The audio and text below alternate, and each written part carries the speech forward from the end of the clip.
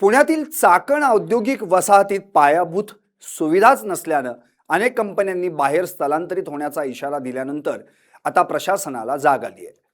उद्योगमंत्री उदय सामंत आज चाकण दौऱ्यावर येत असून त्यांच्या दौऱ्याच्या पार्श्वभूमीवर रात्रीतून रस्त्यावरील खड्डे बुजवण्याची लगबग प्रशासनाकडून सुरू करण्यात आली.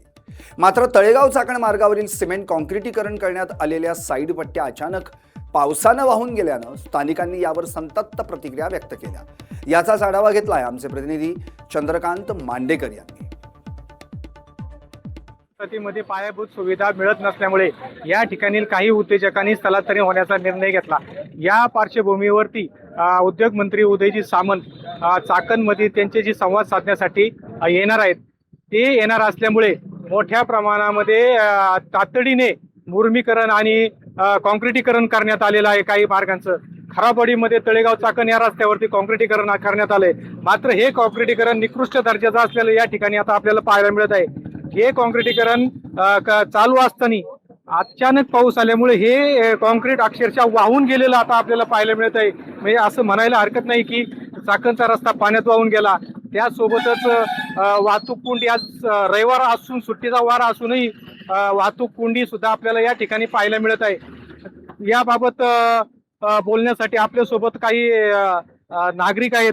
काय सांगाल, काय एकंदरीत परिस्थिती आहे सगळी आज या ठिकाणी तुम्ही पाहत असून उद्योगमंत्री उदय सामंत या ठिकाणी आता 1 तासाच्या नंतर येणार आहे.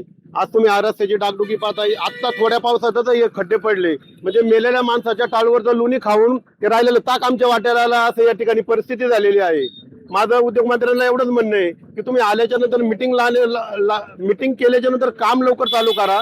आणि या ठिकाणी आम्ही आता चौकातून येत होतो, ज्या ठिकाणी ट्रॅफिक कमीत कमी 5 किलोमीटर लांब लागती त्या ठिकाणी चौकात आम्ही मागणी केली होती की ट्रॅफिक त्या ठिकाणी पोलीस उभे करा.